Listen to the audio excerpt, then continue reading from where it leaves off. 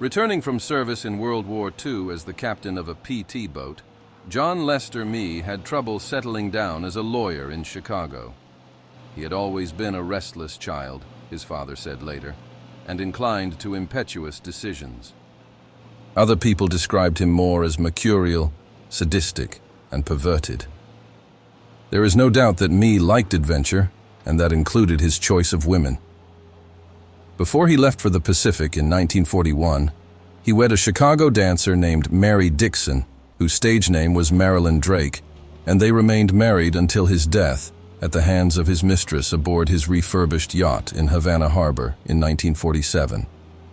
The 33-year-old Mee was shot and killed by an exotic dancer who used the stage name Satira, which she said meant female satyr. But she was, in fact, Patricia Schmidt of Toledo, Ohio, the 22-year-old daughter of a pharmacist there. Described by the contemporary press as a lithe young woman oddly beautiful in an oriental sort of way, Patricia and Mee were lovers, and he was responsible for bringing her from Chicago to the tropics for a dance tour of the Caribbean. According to Satira, Mee promised to marry her, and she was unaware that he had a wife awaiting him in the Windy City. When he was discharged from the Navy in 1946, Mee tried his hand at practicing law, but he found the world of contracts and legal briefs too staid for his taste. A brief stint as an accountant also held no sway, and he also spent time as a midway barker. Mee met 19-year-old Patricia when she was dancing at the Silver Palm Cafe on Chicago's North Side, while she was performing an Oriental dance specialty, and it was by his suggestion that she adopted the name Satira. Mee told the young dancer that he had been divorced for 3 years. At the time, Patricia was married to a Chicago dry cleaner, but she was estranged from her husband. Along with a friend, Mee purchased a Navy surplus boat and refurbished it to use as a yacht, which he also dubbed Satira. Mee and his partner, Chuck Jackson, planned to take wealthy clients on private pleasure trips down the Mississippi River through the Panama Canal to Acapulco, Mexico. But their dream was not to be. Like most surplus boats, their yacht was a barely seaworthy tub, and engine trouble forced them to abandon plans to pass through the canal. Instead, they ended up in Havana, where their passengers left them, and the men decided to head back to Miami. Heading down the Mississippi, Mee had invited Patricia, who was performing in Porto, Spain, Trinidad, to join him. In a poetic letter to his lover, he promised to marry her there.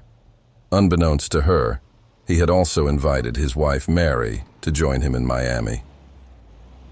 On January 10, 1947, Patricia arrived in Havana and set up at the luxurious Hotel Saratoga. She began spending lavishly, awaiting her well-to-do betrothed. With her, she had a bolt of pink satin cloth that she planned to fashion into a wedding gown. However, when the Satira limped into port, the passengers demanded the return of their fares, and Mee was in no position to pay for Patricia's upkeep at one of Havana's prime hotels. He suggested she move her belongings onto the yacht, which she did. Her first intimation that Mee had no intention of marrying her came when he refused to let her fashion the silk into a gown. She was shocked, she said, when he gave her a riding crop and suggested that she whip him as a prelude to what he called love rites. She declined to whip him or let him strike her. Her refusal angered him, but he calmed down when she offered to leave the boat. Then Mee was kind again, like he used to be in Chicago, she said later. The three Americans were now dead broke in a foreign country. They began to sell off various items. First, Mee sold one of Patricia's dancing costumes. Then he pawned a typewriter, a camera, 2 watches, and the ship's sextant. Patricia went to a booking agent looking for a job. By April, things were really falling apart. Tempers were flaring, and death was around the corner. It happened on April 8, 1947. Jackson said he was at the stern of the 78-foot ship painting a lifeboat, and Patricia and Mee were in a cabin arguing as usual. According to the last of the 7 different versions she told police, Patricia said Mee approached her in a threatening manner, and she pulled out a .22 Derringer that she had previously loaded to protect herself.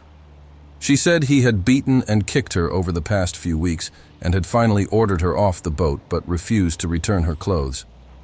He became very angry and hit me on the face and body and ordered me off the boat. Then he ran out of the cabin. In a moment he came back and I thought he would kill me, she told Cuban police. I wanted to run from the cabin, but he stood in the only entrance. I ran to the drawer and got the pistol and fired it blindly. He seemed to fly right at me, she told Cuban authorities. But the gun just went off. I hardly know how or when. The single .22 bullet struck me in the neck, nearly severing his spinal cord and rendering him paralyzed. He was rushed to the Anglo-American hospital in Havana, where he lingered for several days. Me's father rushed down from Chicago and demanded an investigation. He hired a private investigator and pressured Cuban authorities to arrest Patricia. Patricia's body showed signs of cuts and bruises, which she claimed had been inflicted by beatings.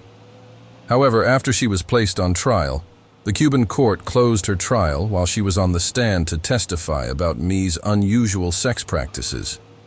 In addition, there were conflicting reports about whether her body had any bruises or signs of violence when she accompanied Me to the hospital. Me died on April 13, 1947, and Patricia was charged with his murder. She went on trial for his murder in November 1947 and was convicted after a lengthy trial. However, after spending about 18 months in prison, including the time she spent awaiting trial, she was pardoned by the outgoing president of Cuba, Grau San Martin. She returned to the United States, where her career enjoyed a large boost. In 1949, known as a girl who ran into a little trouble down south, she was earning $3,000 a month as a dancer in Chicago. By comparison, Me's wife, Marilyn Drake, who turned down a chance to appear on the same stage, was only able to bring in $600 despite being billed as the widow of John Lester Me.